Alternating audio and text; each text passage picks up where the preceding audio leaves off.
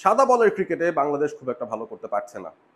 সবটুকু আশা টেস্ট ক্রিকেটে নিয়ে বাংলাদেশ ঈদের পরবর্তী সময়টায় শ্রীলঙ্কায় যাবে পূর্ণাঙ্গ একটা সিরিজ খেলতে, যেটা শুরুটা হবে দুটো টেস্ট ম্যাচ দিয়ে। বিগত যে টেস্ট সাইকেলটা গিয়েছিল সেখানে কিন্তু বাংলাদেশের পারফরমেন্স মোটেও খারাপ ছিল না বলা যায়।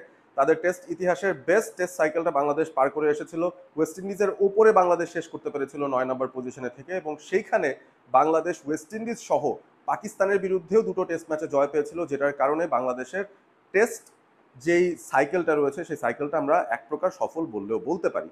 ঘরের মাটিতে বাংলাদেশের পারফরমেন্স খুব একটা ভালো না হলেও অ্যাওয়ে সিরিজগুলোতে যেহেতু তারা ভালো করেছে, শ্রীলঙ্কার বিরুদ্ধে বাংলাদেশ এই যে সিরিজটা যাচ্ছে সেটা নিয়ে আমরা ক্রিকেট সমর্থকরা খানিকটা আশাবাদ ব্যক্ত করার চেষ্টা করছি অন্তত এই জায়গাটায়। টেস্ট সিরিজটা নিয়ে কেন এখন কথা বলছি, তার কারণ হচ্ছে গতকালই বাংলাদেশ ক্রিকেট বোর্ড বাংলাদেশ জাতীয় দলের যে স্কোয়াড প্রথম টেস্টে বা টেস্ট সিরিজটার জন্য সেই স্কোয়াডটা ঘোষণা করেছে, এবং সেখানে রয়েছে বেশ কিছু সারপ্রাইজগুলো নিয়ে পরে আসবো। আগে বলতে চাই বাংলাদেশের ক্যাপ্টেন হিসেবে নিয়মিত ক্যাপ্টেন নাজমুল শান্তই আছেন, এবং বাদ বাকি যে খেলোয়াড়রা রয়েছেন এনামুল হক বিজয় থেকে শুরু করে সাদমান থেকে শুরু করে মমিনুল মুশফিকুর, তারা কিন্তু তাদের জায়গাটা ধরে রাখতে পেরেছেন। বোলিং এর এন্ডটাতে কিছু পরিবর্তন আছে, ব্যাটিং এর এন্ডেও একটা পরিবর্তন আছে। যে তিনটা চেঞ্জ বাংলাদেশ করেছে জিম্বাবুয়ে সিরিজের পরে, সেই তিন পরিবর্তনে বাদ পড়ে গেছেন মাহমুদুল হাসান জয়, বাদ পড়ে গেছেন পেসার তানজিম হাসান সাকিব, এবং বাদ পড়েছেন বাঁহাতি অর্থোডক্স স্পিনার তানভীর ইসলাম। এই তিনজনের জায়গায় কারা অন্তর্ভুক্ত হয়েছেন? লিটন কুমার দাস, তিনি অন্তর্ভুক্ত হয়েছেন। জিম্বাবুয়ে সিরিজটায় তিনি আসলে অসুস্থতার জন্য বা ইনজুরির কারণে খেলতে পারছিলেন না, এবং সেই কারণে লিটন দাস সেই সিরিজটায় ছিলেন না। লিটন ব্যাক করেছেন, বাংলাদেশের মিডল অর্ডারটা মনে হয় আরো একটু সমৃদ্ধ হলো লিটনের এই ইনক্লুশনের ক্ষেত্রে।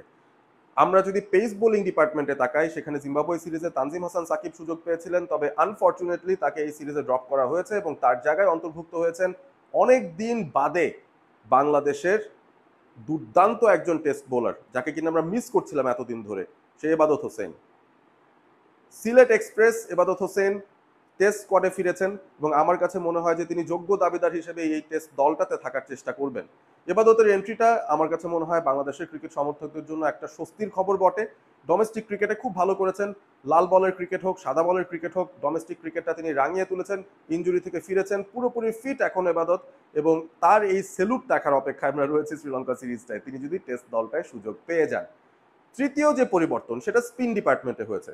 তানভীর ইসলাম খুব একটা যে খারাপ করেছেন জিম্বাবুয়ের বিরুদ্ধে সেটা বলা যাবে না, তবে তাকে এক সিরিজ দেখেই আবারও কিন্তু ড্রপ করে দেওয়া হয়েছে, এবং হাসান মুরাদ আরও একজন বাঁহাতি স্পিনার, তাকে অন্তর্ভুক্ত করা হয়েছে শ্রীলঙ্কার এই সিরিজটায়। সুতরাং যে তিনটা পরিবর্তন আবারও বলে দিই, তানজিম সাকিব আউট, সেই সাথে তানভীর ইসলাম আউট, এবং মাহমুদুল হাসান জয় একটা ব্যর্থ ওপেনার, তিনি আউট হয়ে গেছেন। দলে ঢুকেছেন এবাদত হোসেন, দলে ঢুকেছেন লিটন কুমার দাস, এবং সেই সাথে হাসান মুরাদ, যারা এখনো পর্যন্ত টেস্ট ক্রিকেটে অভিষেকটা হয়নি। এছাড়া বাদবাকি যারা রয়েছেন তারা কিন্তু গত সিরিজ থেকে নিজেদের জায়গাটা ধরে রেখেছেন, যাদের মধ্যে অবভিয়াসলি জাকের আলী অনিক, মাহিদুল অঙ্কন, তারা জায়গাটা ধরে রাখতে পেরেছেন।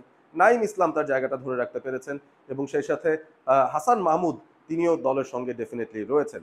তাসকিন আহমেদ ইনজুরির কারণে আনফরচুনেটলি তিনি এবারের দলের সঙ্গে যাত্রাটা করতে পারছেন না। তিনি ইনজুরি থেকে ফিরে আসলে আশা করব তিনিও টেস্ট স্কোয়াডে অন্তর্ভুক্ত হয়ে যাবেন কোনো না কোনো সময়। তবে শ্রীলঙ্কা সিরিজে তার সার্ভিসটা বাংলাদেশ দল পাচ্ছে না। কিছু শঙ্কার ব্যাপার বলি। শঙ্কাটা হচ্ছে বাংলাদেশ খুব একটা বেশি ব্যাটিংয়ে ব্যাকআপ না নিয়েই কিন্তু শ্রীলঙ্কায় যাচ্ছে। দুটো টেস্ট বাংলাদেশ সেখানে খেলবে, এবং কোনো ব্যাকআপ ব্যাটার টপ অর্ডারে আমরা কিন্তু পাচ্ছি না। মিডল অর্ডারে শুধুমাত্র মাহিদুল অঙ্কন, তিনি একজন ব্যাকআপ ব্যাটার হিসেবে আছেন, হয়তো তিনি প্রথম টেস্টে সুযোগও পাবেন না, কারণ এমনিতে স্ট্যাকড একটা লাইন আপ বাংলাদেশের হয়ে আছে। এনামুল বিজয় এবং সাদমান ইসলাম, তারা জিম্বাবুয়ের বিরুদ্ধে একটা 17 রানের পার্টনারশিপ গড়েছিলেন ওপেনিং স্ট্যান্ডে, এবং সে কারণে আমার মনে হয় তারা ডেফিনেটলি ওপেনিংটাই করবেন।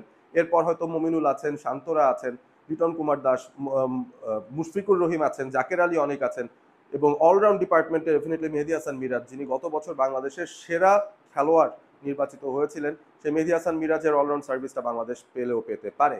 তাইজুল ইসলাম স্পিন ডিপার্টমেন্টটা লিড করবেন, মেহেদী মিরাজ তার সঙ্গে থাকবেন। তৃতীয় স্পিনার নেয়ার অপশনটা যখন আসবে তখন আইদার নাইম হাসান কিংবা হাসান মুরাদ, এই দুজনের মধ্যে একজনকে বাংলাদেশ সিলেক্ট করতে পারে। এবং খেলাটা যেহেতু শ্রীলঙ্কায় হচ্ছে, আমরা জানি তাদের মাটিতে স্পিনারদের একটা আলাদা দাপট থাকে, সেই হিসেবে এমনও হতে পারে বাংলাদেশ 2 পেসার 3 স্পিনার তত্ত্বে প্রথম টেস্টটায় নামতে চলেছে। এইসব নিয়ে বাংলাদেশের প্রবাবল স্টার্টিং 11 নিয়ে, স্ট্র্যাটেজিক পয়েন্ট অফ ভিউজ নিয়ে বিস্তারিত আরও একটা ভিডিও করব সামনে, আশা করি সেই ভিডিওটা আপনারা দেখবেন। রয়েছেন অল স্পোর্ট এবিপির সঙ্গে। ভিডিওটি ভালো লেগে থাকলে লাইক করবেন, শেয়ার করবেন বন্ধুদের সঙ্গে, এবং সাবস্ক্রাইব করবেন চ্যানেলটি অল স্পোর্ট এবিপি। ভালো থাকবেন সবাই।